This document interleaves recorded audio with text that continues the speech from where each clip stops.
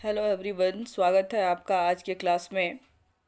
आज का जो हमारा ये क्लास है वो यूजी सेमेस्टर 1 के स्टूडेंट्स के लिए है। और यूजी सेमेस्टर 1 के कोर्स में जो पेपर 2 है इंडियन पॉलिटिकल थॉट का, उसके अंतर्गत एक टॉपिक है सोर्सेस ऑफ पॉलिटिकल थ्योरी। तो उसके बारे में हम लोग आज के क्लास में चर्चा करेंगे कि जो भारतीय राजनीतिक चिंतन के स्रोत क्या हैं, के बारे में हम लोग आज की क्लास में डिस्कशन करेंगे। देखिए, चिंतन के भारतीय राजनीतिक जो चिंतन है इसका जो स्रोत है उस वो कोई एक छोटा स्रोत नहीं है, काफ़ी इसका स्रोत जो है वो ब्रॉड है। क्योंकि इसको जो है कई जगहों से उसको संग्रहित किया गया है। और जो भारत की जो प्राचीन भारत में जो प्राचीन भारत से ही जो शासन पद्धति का जो इतिहास था वो वैदिक काल से आरंभ होता है। अगर हम देखते हैं कि प्राचीन भारत की शासन पद्धति का जो इतिहास है वो वैदिक काल से प्रारंभ होता है। और साधारणतः यह जो है वो मुगल काल या मुगल शासन की स्थापना तक जो है वो इस फैला हुआ हमें मिलता है। वास्तव में वैदिक काल और महाकाव्यों का जो काल था, काल में राजनीतिक इतिहास जो है वो निश्चित एवं क्रमबद्ध रूप में उपलब्ध नहीं था। लेकिन तीसरी शताब्दी ईसा पूर्व से पहले राजशास्त्र पर कई जो है ग्रंथ जो है कोई भी बहुत सारे ग्रंथ जो है वो लिखे नहीं गए थे उस समय तक। लेकिन हमें प्राचीन भारत की शासन पद्धति के बारे में जो कुछ भी जो जानकारी प्राप्त होती है वह हमें प्राचीन जो साहित्यिक स्रोत हैं, जैसे कि वेद, ब्राह्मण सूत्र, धर्म सूत्र, उपनिषद, पुराण, महाकाव्य जो हमारे हैं रामायण और महाभारत, जैन ग्रंथ जो हैं वो, या बौद्ध जातकों से जो प्राप्त होती है। इसके अतिरिक्त जो प्राचीन भारत की जो शासन पद्धति पर लिखे गए जो ग्रंथ हैं, कुछ ग्रंथ हैं जैसे कि कौटिल्य का अर्थशास्त्र है, कामंदकीय का जो है पुस्तक है नीति शास्त्र, उसमें शुक्र की जो शुक्र नीति है, ये सब कुछ पुस्तकें हैं जिससे कि हमें भारतीय राजनीतिक चिंतन के स्रोतों के बारे में पता चलता है, या भारतीय राजनीति के बारे में हमें पता चलता है कि उस समय में किस तरह से हमारी जो राजनीति है वो किस तरह से विकसित हुई, डेवलप हुई और उसका स्वरूप क्या था। उसके बाद जो है वो हिंदू काल के कुछ जो राजनीतिक इतिहास पर लिखे गए जो कुछ ग्रंथ हैं, और कुछ जो ग्रीक लेखकों के द्वारा का जो वर्णन किया गया है आदि से जो है उनके शासन पद्धति तथा विषयों के बारे में हमें काफ़ी जानकारी मिलती है। इसके साथ साथ जो संस्कृत साहित्य में लिखे गए जो अनेक ग्रंथ हैं, जैसे कि पाणिनि का जो व्याकरण है, या कालिदास का रघुवंशम है, विशाखा दत्त जो हैं उनकी पुस्तक मुद्रा राक्षस है, आदि से भी प्राचीन भारतीय शासन व्यवस्था के बारे में जो है हमें जानकारी मिलती है या प्राप्त मिलती है। तो इस प्रकार जो है हम देखते हैं कि प्राचीन भारतीय राजनीतिक चिंतन के अध्ययन हेतु जो जानकारी हमें प्राप्त करने का जो महत्वपूर्ण जो स्रोत है वो प्राचीन साहित्यिक स्रोत जो होता है वो है, जिसे कई भागों में या श्रेणियों में हम विभाजित करके अध्ययन की सुविधा के लिए करते हैं। तो आज जो हम लोग डिस्कस करेंगे वो जो भारतीय राजनीतिक चिंतन के स्रोत के रूप में जो साहित्यिक स्रोत हैं, जो लिटरेली जो इसके सोर्सेस हैं, उसके बारे में हम लोग आज के क्लास में चर्चा करेंगे कि वो सब क्या थे। जैसा कि मैंने पहले भी बताया कि प्राचीन भारत में शासन व्यवस्था जो थी, उसकी पद्धति जो थी, उसका जो इतिहास जो है वो वैदिक काल से प्रारंभ होता है। तो हम अध्ययन की सुविधा के लिए जो भारतीय राजनीतिक चिंतन के स्रोत हैं उसको दो भागों में बांटते हैं। पहला जो है वो साहित्यिक स्रोत है, जिसको हम ऐतिहासिक ग्रंथ स्रोत भी कहते हैं, और दूसरा जो है वो है कि पुरातत्व संबंधी सामग्री या स्रोत, पुरातत्व से संबंधित जो सामग्री है और स्रोत हैं उनके बारे में। तो हम लोग आज जो है स्पेशली जो है वो चूँकि ये क्लास में कंप्लीट नहीं हो पाएगा, काफ़ी बड़ा चैप्टर है, और तो हम लोग इसको पहले आज जो है वो उसके पहला जो पार्ट है साहित्यिक स्रोत के जो हैं, जो राजनीति चिंतन के स्रोत में जो साहित्यिक स्रोत हैं उनका क्या योगदान रहा है, क्या कंट्रीब्यूशन रहा है भारतीय राजनीतिक चिंतन के स्रोत के रूप में, उनका अध्ययन हम करते हैं। तो हम देखते हैं कि जो शुरू में जो हम लोगों ने देखा कि जो हमारे जो वेद हैं, साहित्यिक स्रोत में जो सबसे इम्पोर्टेंट जो स्रोत आता है उसमें क्या है कि प्राचीन साहित्यिक स्रोत में सर्वप्रथम जो वैदिक साहित्य था आता है। उसमें मुख्य रूप से क्या है, उसमें मुख्य रूप से वेदों के बारे में बताया गया है। जो हमारे 4 वेद है, ऋग्वेद, सामवेद, यजुर्वेद और अथर्ववेद, उसके बारे में इसमें बताया गया है। और इसमें क्या कहा गया है कि जो उनकी जो संहिताएं हैं, जैसे कि ब्राह्मण ग्रंथ और उसके जो सूत्र सम्मिलित हैं, वैदिक साहित्य के बाद प्राचीन भारत में के सबसे प्राचीन 2 महाकाव्य जो है रामायण और महाभारत का स्थान है। और उसके बाद पुराण और स्मृतियों का जो स्थान है, बौद्ध और जैन धर्म साहित्य का स्थान है। कौटिल्य के अर्थशास्त्र, नीति शास्त्र आदि के रूप में भी जो साहित्यिक जो स्रोत हैं वो उपलब्ध हैं, जिससे कि प्राचीन भारतीय राजनीतिक विचारों और संस्थाओं का जो है वो हमें ज्ञान प्राप्त होता है कि कैसे किस तरह से ये जो व्यवस्थाएं थीं उस प्राचीन वैदिक काल में थीं, और किस तरह से वो हर काल में क्या क्या उसमें चेंजेज हुआ, और अभी जो वर्तमान स्वरूप है उसमें क्या मतलब उसमें समानताएं हैं, डिफरेंसेस है,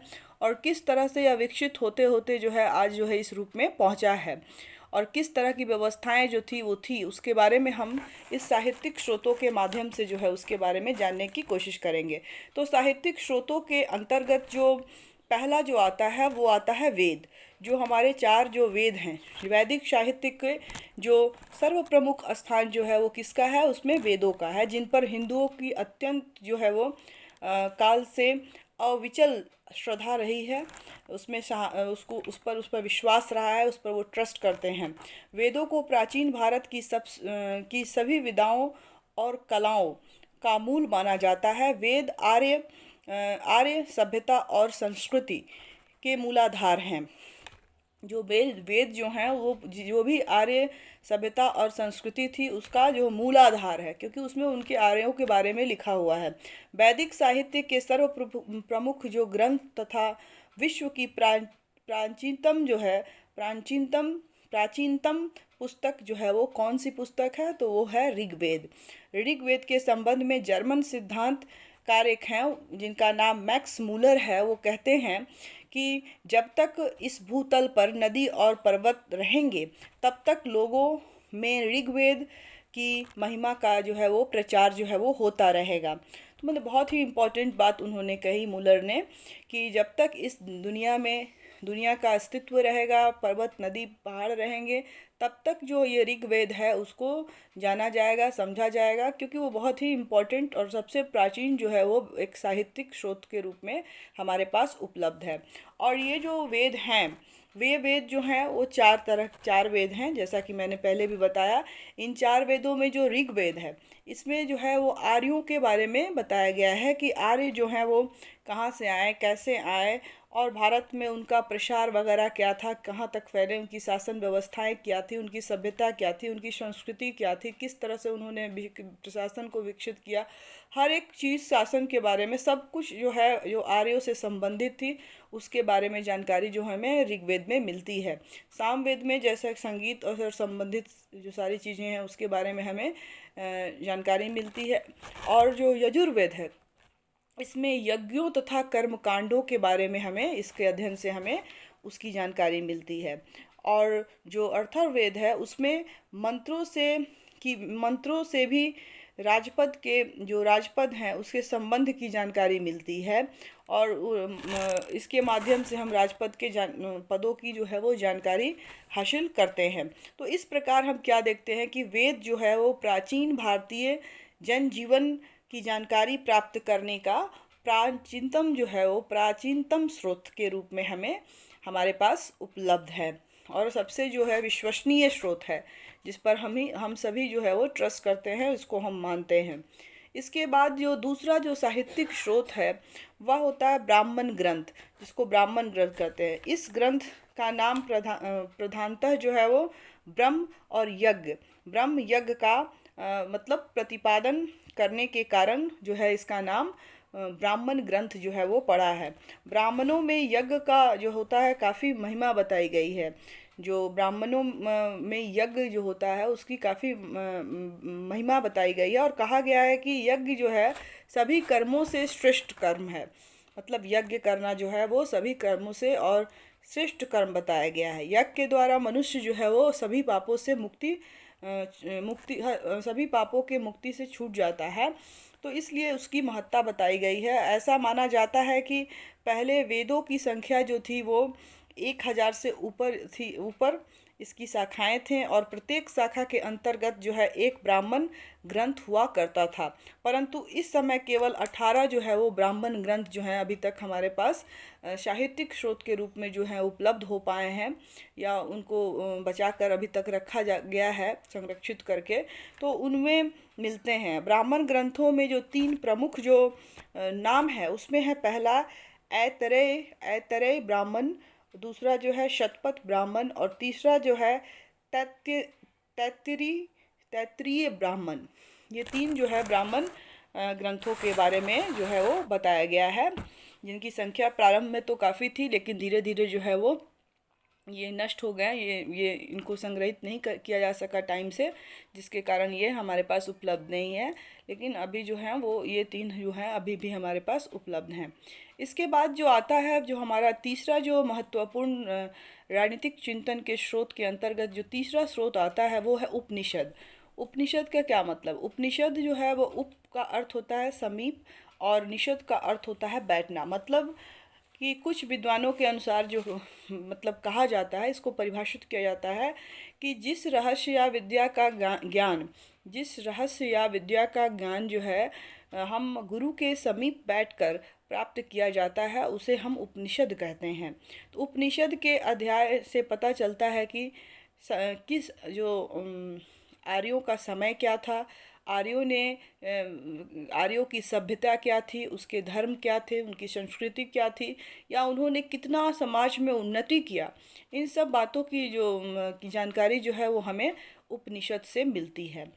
जो अगली जो महत्वपूर्ण जो स्रोत है वो है कि महाकाव्य। जो हमारे 2 महाकाव्य इम्पोर्टेंट जो महाकाव्य हैं, मैंने पहले भी बताया इन महाकाव्यों के बारे में, रामायण और महाभारत। तो सबसे पहले हम रामायण के बारे में देखते हैं।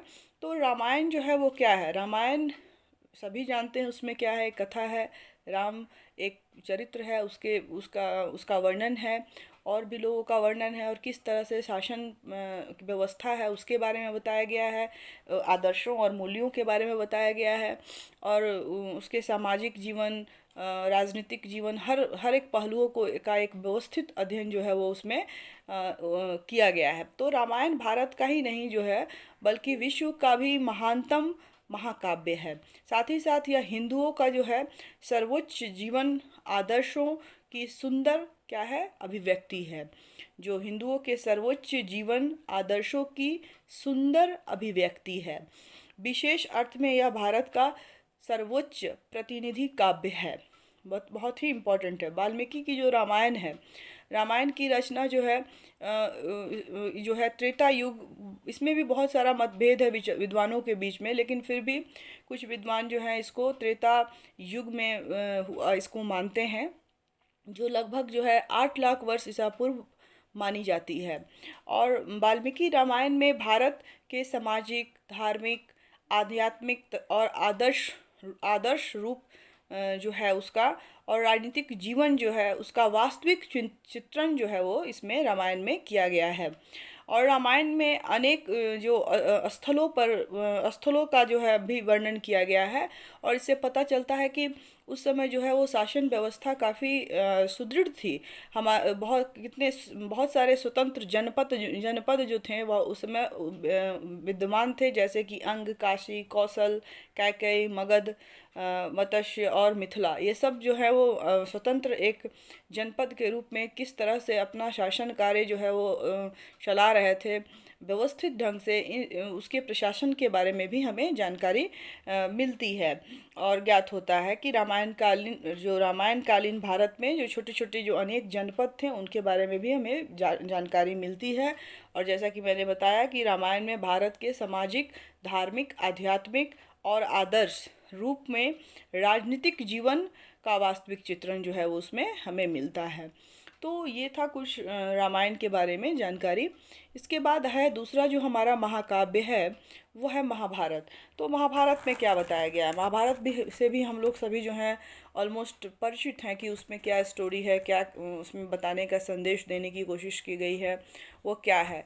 तो ये जो है जो महाभारत जो है वेद व्यास जी के द्वारा जो रचित महाभारत है विश्व के असाधारण ग्रंथों में से एक है। जो विश्व के असाधारण ग्रंथ हैं क्योंकि बहुत ही इम्पोर्टेंट है और इसमें भी शासन के बारे में बहुत ही अच्छी चीज़ें बताई गई हैं।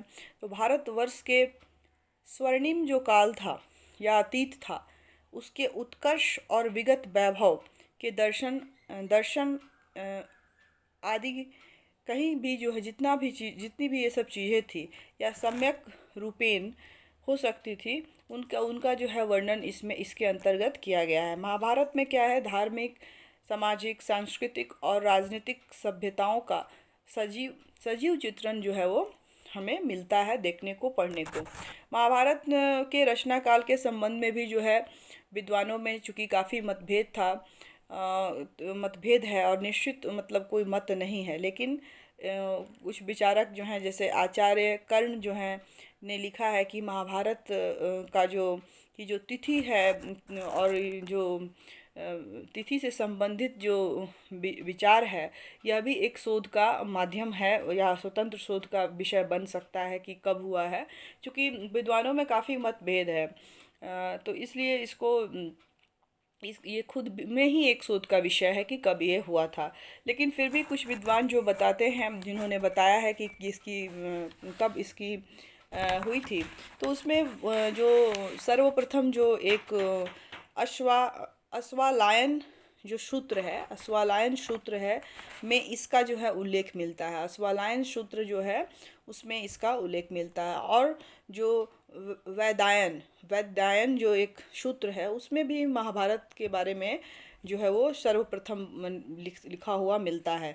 और इन दोनों ग्रंथों को जो है वो 400 ईसा पूर्व की रचना मानी जाती है। दैट मीन्स कि महाभारत की रचना इससे पूर्व हुई होगी, ऐसा मतलब संभवतः अनुमान एक लगाया जाता है और कहा जाता है।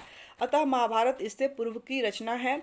महाभारत में अनेक स्थानों पर जो है वो हम लोग शक जो है या जो यमन जो थे या जो पल्लवन थे आदि जो विदेशी जातियां थी इनका भी जो है उल्लेख जो है जगह जगह पर वो महाभारत के अंतर्गत हमें पढ़ने को मिलता है।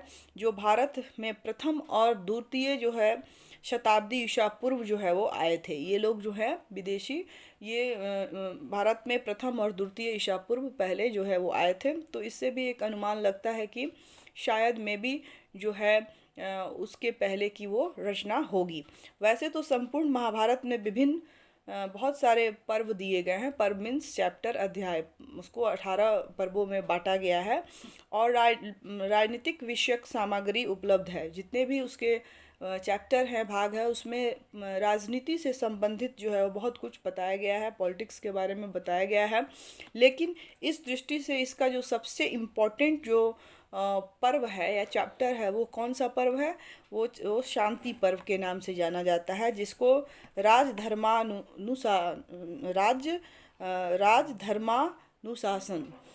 धर्मानुशासन के नाम से भी कहते हैं। या पर्व राजधर्मानुशासन पर्व पर विशेष रूप से जो है वो ये उल्लेखनीय है, जिसके बारे में हम लोग जानते हैं कि इसके अंतर्गत जो है युद्ध के मैदान में जो है श्री कृष्ण के द्वारा किस तरह से कर्म के बारे में बताया गया है, गीता का ज्ञान दिया गया है। और अर्जुन को जो है युद्ध करने के लिए जो प्रेरित करने की काम किया गया है और कर्म के बारे में बताया गया है कि व्यक्ति का जो कर्म जो है वो कितना इम्पोर्टेंट है। और उसे हर व्यक्ति को जो है अपना कर्म करना है। तो उसकी जो बृहद व्याख्या जो है वो इस अध्याय में जो इसका जो है पर्व है उसके अंतर्गत किया गया है, शांति पर्व के अंतर्गत किया गया है। तो शांति पर्व में विभिन्न अध्यायों में राजा के कर्तव्यों तथा शासन व्यवस्था के सभी अंगों का विशद व्याख्या जो है वो की गई है, विशद व्याख्या इसके अंतर्गत की गई है। भीष्म द्वारा युधिष्ठिर को दिए गए उपदेशों में से पता चलता है कि राजनीति शास्त्र जो है, जब क्योंकि भीष्म शुरू में ही जो उनके जो ये पोते जो थे उनके युधिष्ठिर, उनको बहुत सारे राजनीति के बारे में महाभारत में जो है वो शुरू में ही वो बताते हैं। तो वो जो बताते हैं भीष्म द्वारा युधिष्ठिर को दिए गए उपदेश से पता चलता है कि राजनीति शास्त्र के अध्ययन अध्यापन की परंपरा जो है वो बहुत सुव्यवस्थित थी एवं प्राचीन काल से ही चली आ रही है। तो बहुत पहले से ही ये प्रचलित थी। और मार्केंडू पुराण जो है वो महाभारत को अर्थशास्त्र का सर्वोत्तम ग्रंथ मानता है। जो मार्केंडू पुराण है, जब हम लोग आगे इसी चैप्टर में पुराण के बारे में पढ़ेंगे तो उसमें जो मार्केंडू पुराण में है उसमें महाभारत के बारे में ये बात कही गई है कि ये जो अर्थशास्त्र है का सर्वोत्तम जो है वो एक ग्रंथ है। इस प्रकार वेद व्यास जी के मतानुसार राजनीति विशुद्ध रूप से ज्ञान की चिंतात्मक एवं सैद्धांतिक शाखा ही नहीं वरन यह संस्थागत नियमन तथा सरकारी कार्यों के कुशल प्रशासन का एक व्यवहारिक ज्ञान है। मतलब किस तरह से सभी जो लोग हैं, सभी जो प्रशासन के सभी जो पार्ट हैं, भाग हैं, वो अपना अपना काम जो है वो करते हैं। इन सभी चीज़ों की जो है वो इसमें बहुत ही व्यवस्थित ढंग से जो है चित्रण जो है वो किया गया है। इसके बाद जो अगला जो हमारा साहित्यिक स्रोत के अंतर्गत आता है वो है कि बौद्ध साहित्य। जो बौद्ध जो धर्म है तो उसकी शुरुआत गौतम बुद्ध के द्वारा हुई, ये तो पता ही है। और जो बौद्ध धर्म के अंतर्गत जो बहुत सारे पुस्तकें लिखी गई, बहुत सारे विचार जो दिए गए, तो वो भी एक भारत चिंतन के स्रोत के रूप में हमें प्राप्त हैं और वो माने जाते हैं। तो बौद्ध धर्म जो ग्रंथ है उसमें त्रिपिटक जो है बहुत त्रिपिटक जो है उनका बहुत ही महत्वपूर्ण स्थान है। त्रिपिटक क्या है? तो महात्मा बुद्ध के जो उन्होंने वचन दिया, जो भी उन्होंने वाचन अपनी बातें बताई, उसको त्रिपिटक के रूप में जो है वो 3 पिटड़ियों में संकलित किया गया है, उनको रखा गया है। जिसमें सबसे पहला जो है वो है सुत्तक पिटक, सुत्त पिटक। तो सुत्त पिटक क्या है? तो सुत्त पिटक के अंतर्गत जो है वो यह धर्मोपदेशों का समुच्चय है। इसमें धर्म उपदेश के बारे में बताया गया है। इस पिटक में 5 और भी निकाय हैं। और उसके बाद आते हैं दूसरा जो उनका है वो है विनय पिटक, विनय पिटक। तो विनय पिटक में क्या बताया गया है? तो विनय पिटक में जो बताया गया है इसमें भिक्षु जो हैं, भिक्षु और भिक्षुणुओं जो हैं, जितने भी हैं उनके संघों के बारे में एवं दैनिक जीवन संबंधी आचार विचार विधि निषेध और जो नियम हैं उनके बारे में बताया गया है। इसमें उन्होंने उनको बहुत ही काफ़ी इसकी बृहद जो है वो चर्चा जो है वो इसमें अपने विचारों को उन्होंने बुद्ध ने बताया है। और उसके बाद जो एक तीसरा जो आता है अभिगम्य पिटक, इसके अंतर्गत इसमें जो है वो ये धर्म विषयक है, मतलब धर्म से संबंधित है। इसमें धर्म के बारे में जो है वो बातें जो है वो बताई गई हैं। इसके बाद जो हमारा अगला जो आता है इसमें बौद्ध साहित्य में जातकों का जो है वो बहुत इम्पोर्टेंट रोल होता है, जो जातक होते हैं। और 5वें खद्दक निकायों में इसकी संख्या जो है वो 549 बताई गई है। और यह जो है मौर्य काल के पूर्व तथा अंशतः जो है उसके बाद की लिखी गई मानी जाती है कि यह मौर्य जो काल था उसके या तो कुछ जो है उसके पहले और कुछ जो है आंशिक रूप से थोड़ा सा जो है वो बचे हुए जो है वो बाद में इसको लिखी गई है। इसके बाद हम जो अन्य जो स्रोत हैं उसमें है जैन साहित्य। जैसे बौद्ध साहित्य थे उसी तरह से फिर जैन साहित्य। तो जैन धर्म के प्रवर्तक हम लोग सब जानते हैं महावीर जो काल था वो उसको गौतम बुद्ध से कुछ ही पूर्व का माना जाता है।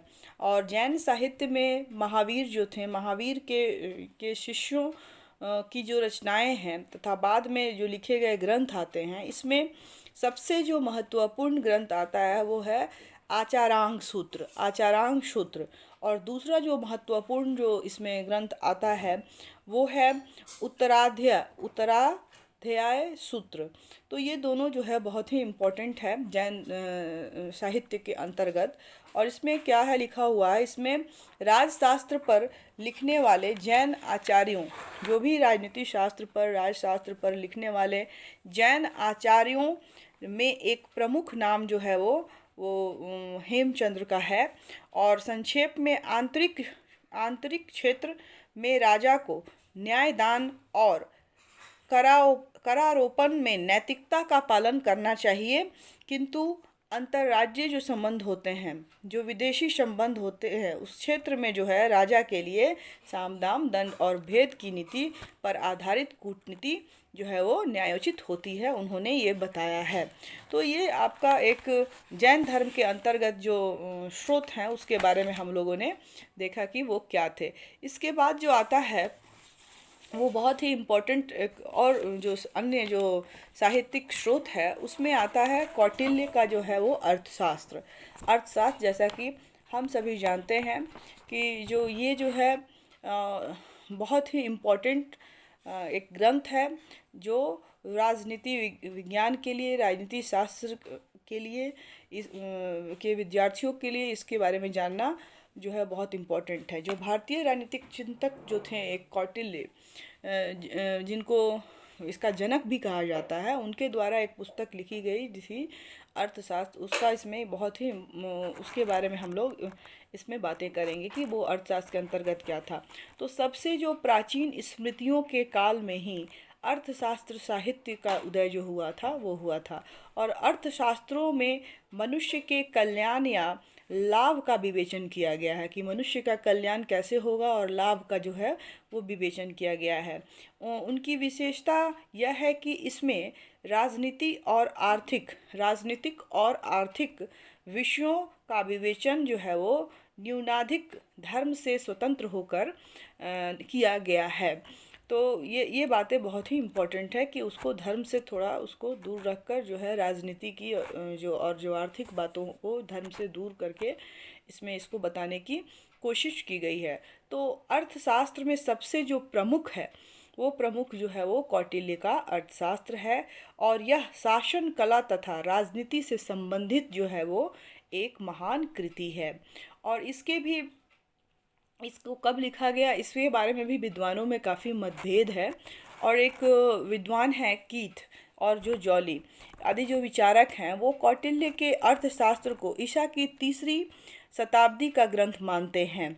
लेकिन जबकि जो एक डॉक्टर श्याम शास्त्री जो महोदय हैं वो जो इसको मौर्यकालीन 3री शताब्दी ईसा पूर्व की रचना जो है वो मानते हैं। और बाद में इनके कौटिल्य के पांडुलिपियों का जो है इन्होंने ही जो है वो इंग्लिश में अनुवाद किया था 17 में, आई थिंक 17 में, हाँ 17 में किया था। 9 में उसको लिख लिया था लेकिन शायद 17 में ये पब्लिश्ड हुई थी, इसका इंग्लिश अनुवाद जो है में किया था। और इस जो अर्थशास्त्र है, अर्थशास्त्र के अंतर्गत जो है क्या है कि अर्थशास्त्र में 15 जो अधिकरण हैं, मतलब उसके भाग हैं, उसमें चैप्टर्स हैं, और 150 इसमें अध्याय दिए गए हैं, और 180 प्रकरण हैं, और 6000 लगभग इसमें श्लोकों का वर्णन किया गया है। और अर्थशास्त्र के प्रारंभ में 4 विधाओं के बारे में बताया गया है। और वो विधाएं क्या है? अन्वीक्षिकी जो पहला है वो है अन्वीक्षिकी। इसके अंतर्गत जो है वो तर्क और दर्शन शास्त्र के बारे में जो है वो विस्तृत अध्ययन किया गया है, बताया गया है। दूसरा जो है त्रयी, इसके अंतर्गत यह बताया गया है कि धर्म क्या है, अधर्म क्या है। और धर्म और अधर्म के साथ साथ जो हमारे 3 इम्पोर्टेंट जो वेदों के बारे में भी इसमें बताया गया है, जिसमें ऋग्वेद, सामवेद और यजुर्वेद की चर्चा इसमें की गई है। और जो वार्ता है, वार्ता के अंतर्गत जो है कृषि तथा जो व्यापार है, कृषि और व्यापार से संबंधित जो चीज़ें हैं जो भौतिक आवश्यकताओं की पूर्ति के लिए होती हैं उसके बारे में बताया गया है कि वो कैसे होना चाहिए। और जो चौथा है वो है दंड नीति, जो बहुत ही इम्पोर्टेंट और महत्वपूर्ण है। कौटिल्य की जो दंड दंड नीति है, जिसका वर्णन उसने अपने अर्थशास्त्र में किया है। और जो अभिकरण है, जो भी इसके अधिकरण है, अधिकरण के अंतर्गत जो है वो, जो मैंने बताया कि 15 अधिकरणों में ये बटे हुए हैं।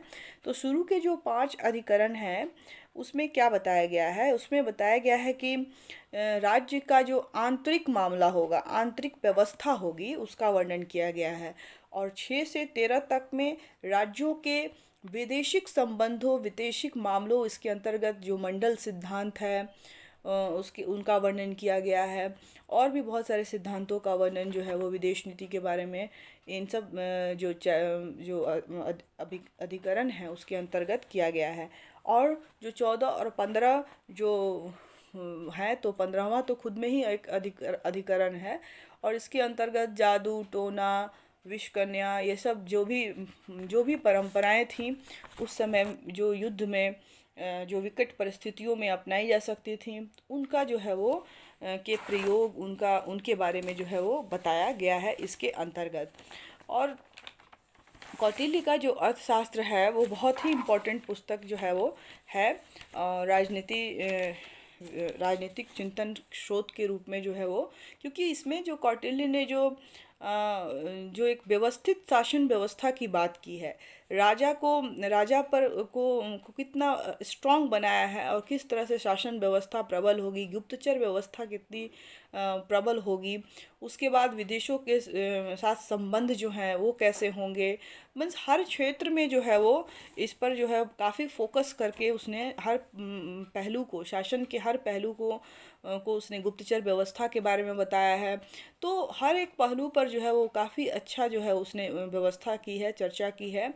और उसने अपने विचार जो है कौटिल्य ने अपने अर्थशास्त्र, जो उसकी पुस्तक है, उसके अंतर्गत की है। इसके बाद है कि जो जो अगला जो साहित्यिक स्रोत है वो हमारा है धर्मशास्त्र। तो धर्मशास्त्र क्या है? तो धर्मशास्त्रों में सबसे प्रमुख जो स्थान होता है वो स्मृतियों का होता है, जिनका हिंदुओं के जीवन संबंधी नियमों के साहित्य से सबसे अधिक महत्व जो है। और स्मृतियों में धर्म, धार्मिक रीति रिवाज, गृहस्थ एवं सामाजिक जीवन, कानून, प्रथाएं और राज्य आदि विषय का जो है वो बृहद विवेचन जो है वो मिलता है। तो ये भी एक हमारे स्रोत के रूप में इसको हम यूज़ में हम लाते हैं।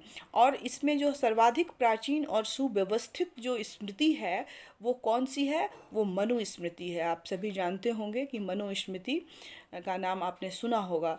तो ये मनुस्मृति जो है वो सबसे जो है वो सुव्यवस्थित और इम्पोर्टेंट इसमें है।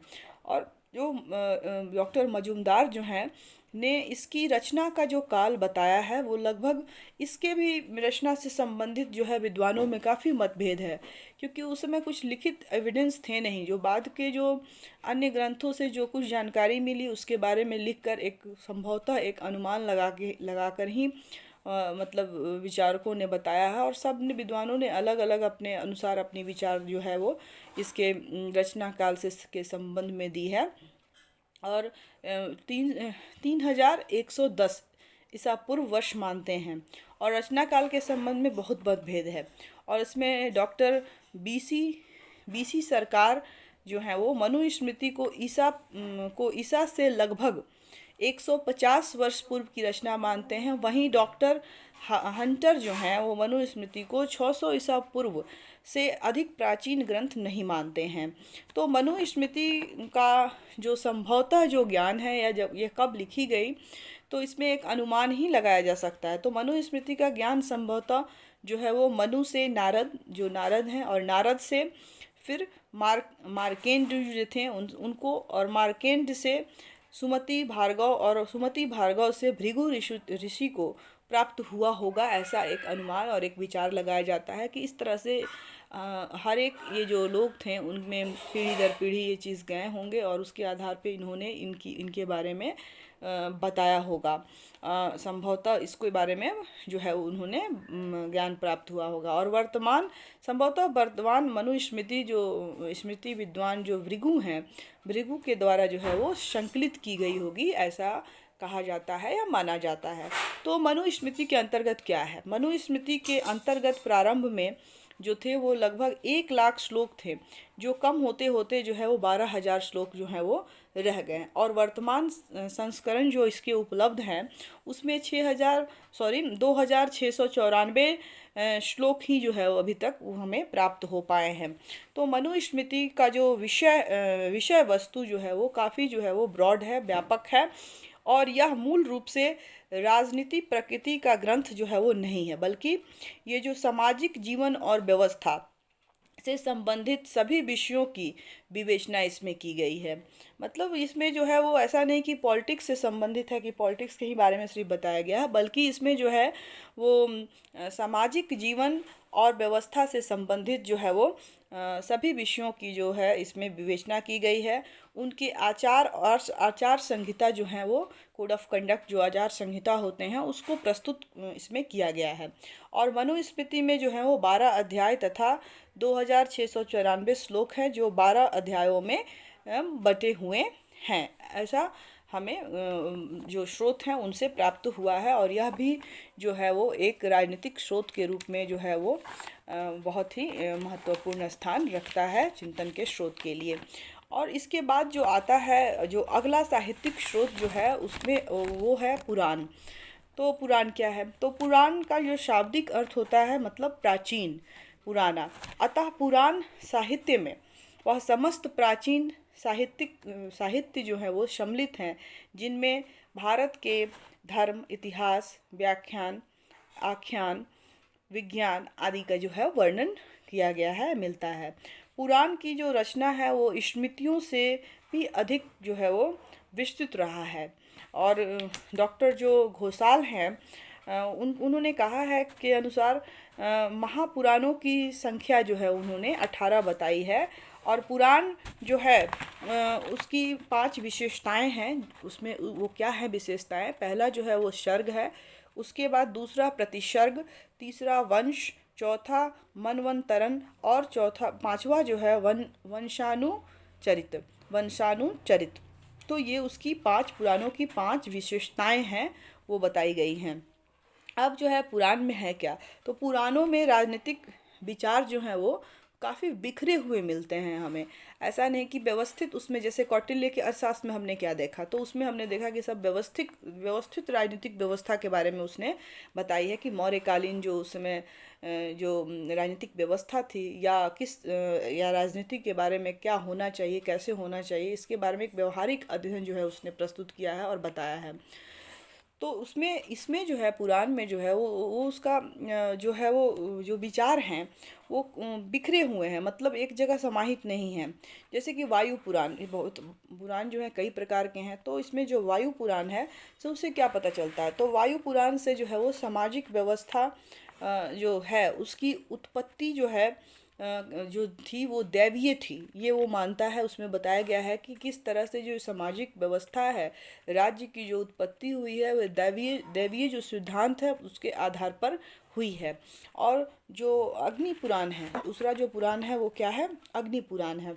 तो अग्नि पुराण के अंतर्गत क्या बताया गया है?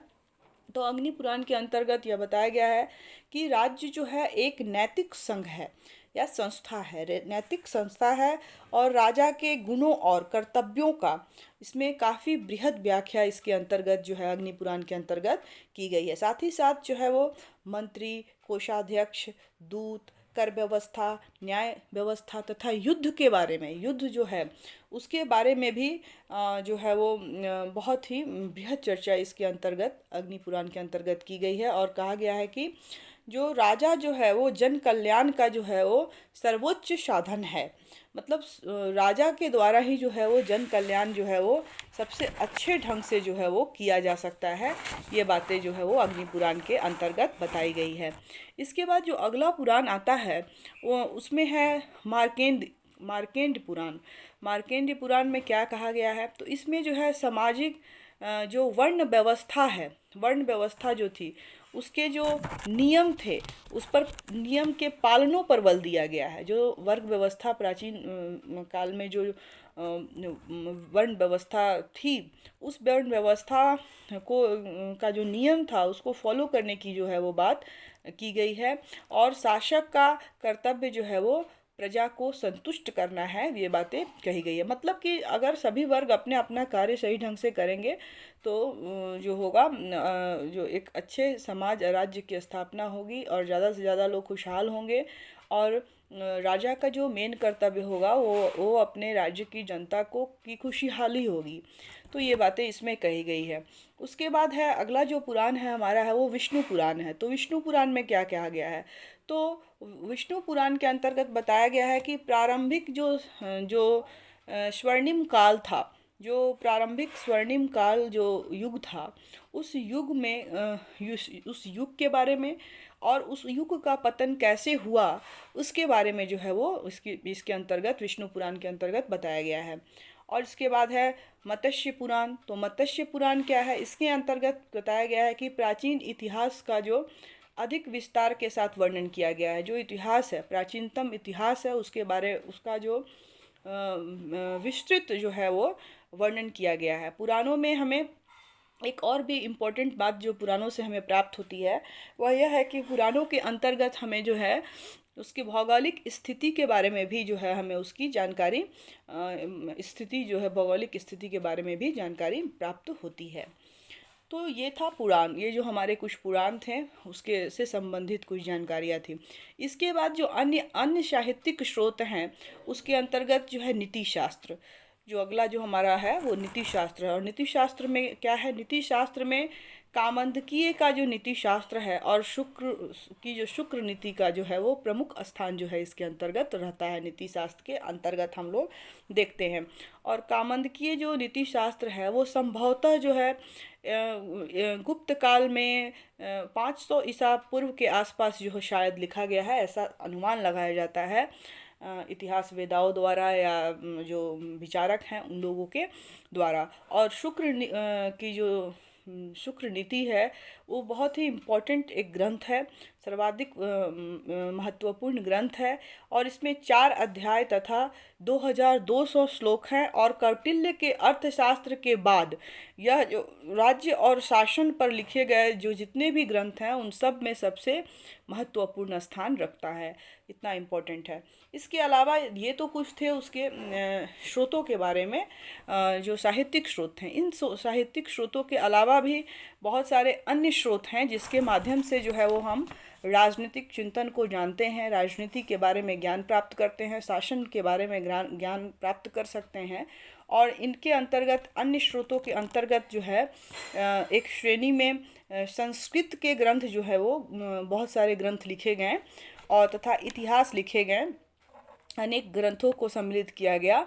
और इसमें जो सबसे इम्पोर्टेंट जो ग्रंथ संस्कृत में जो लिखा गया वो था पाणिनि का जो व्याकरण है वो, और विशाखा दत्त का मुद्रा राक्षस जो उसकी पुस्तक का नाम है वो, कालिदास का रघुवंशम, और कल्लहन जो है कल्लहन का राजतरंगिणी, और वाण का हर्ष चरित्र से हर्षवर्धन के समय की तात्कालिक राजनीतिक धर्म और राज्य और समाज पर जो है इसमें प्रकाश डाला गया है। तो ये कुछ संस्कृत में लिखे हुए कुछ जो ग्रंथ हमारे पास उपलब्ध हैं उसमें भी शासन कला के बारे में, राजनीति के बारे में जो है वो हमें जानकारी मिलती है। इसमें और सारे भी बुक हैं, लेकिन इसमें कुछ महत्वपूर्ण पुस्तकों की मैंने चर्चा की है। इसके अलावा जो है अन्य साहित्यिक स्रोत के अंतर्गत कुछ और अन्य स्रोत भी हैं।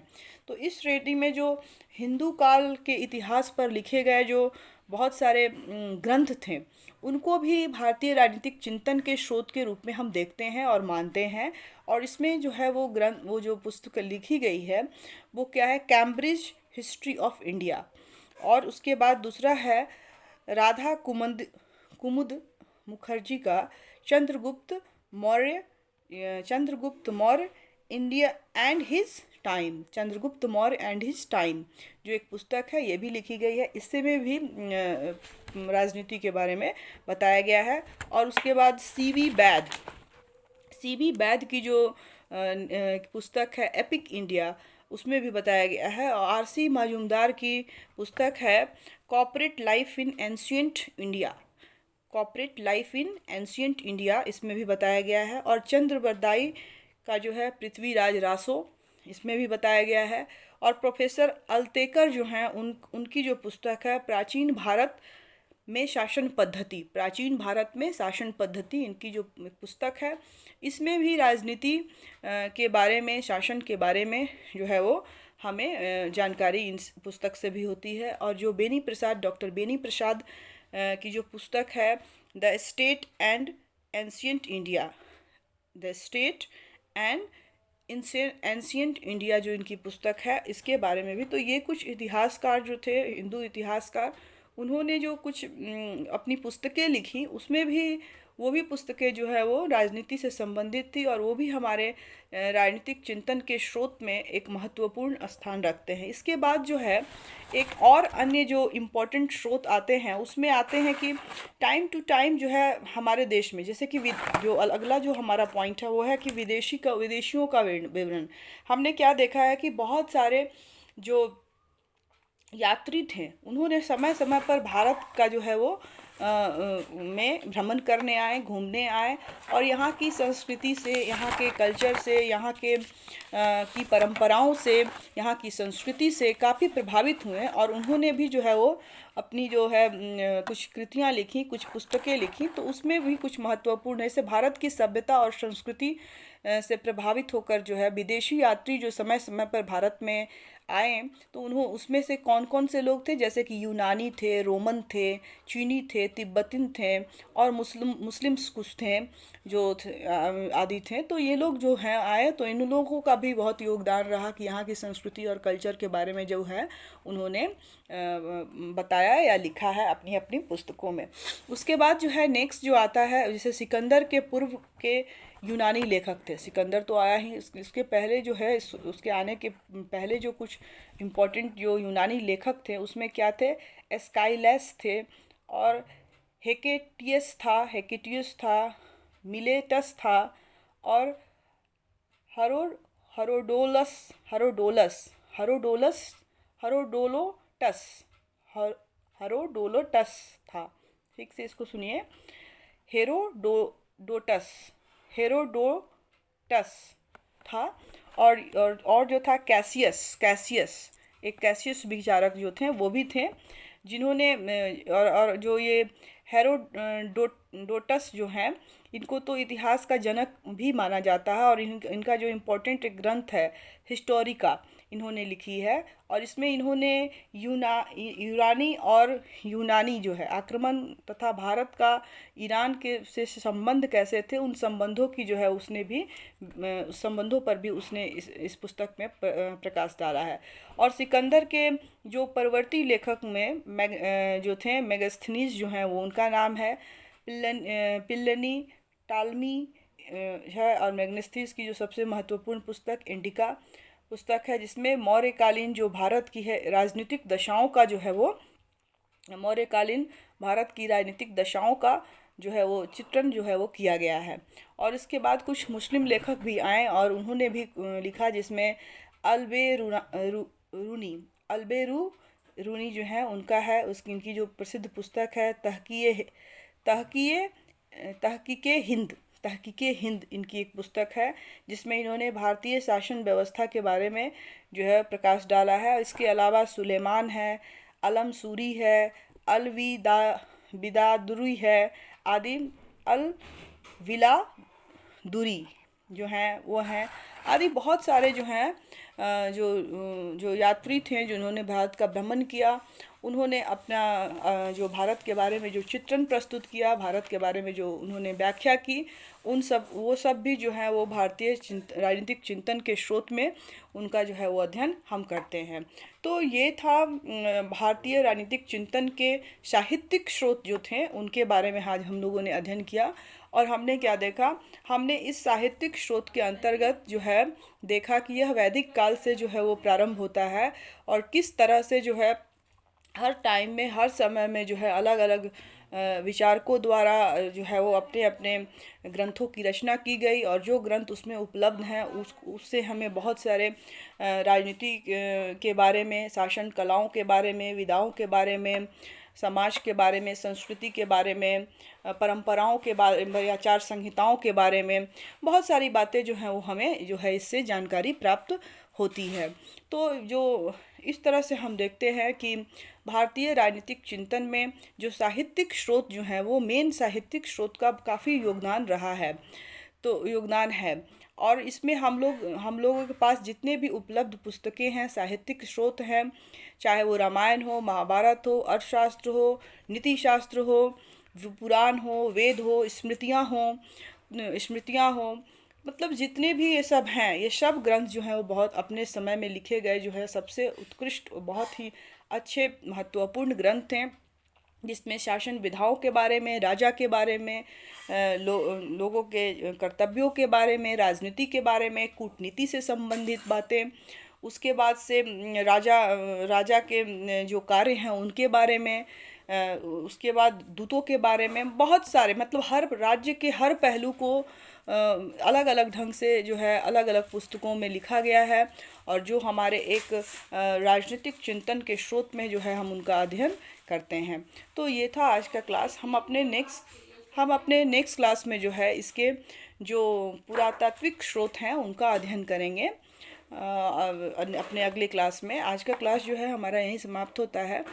बहुत जल्द हम अपने नए क्लास में मिलेंगे। तब तक के लिए घर में रहें, सुरक्षित रहें, पढ़ते रहें। Thank you all of you.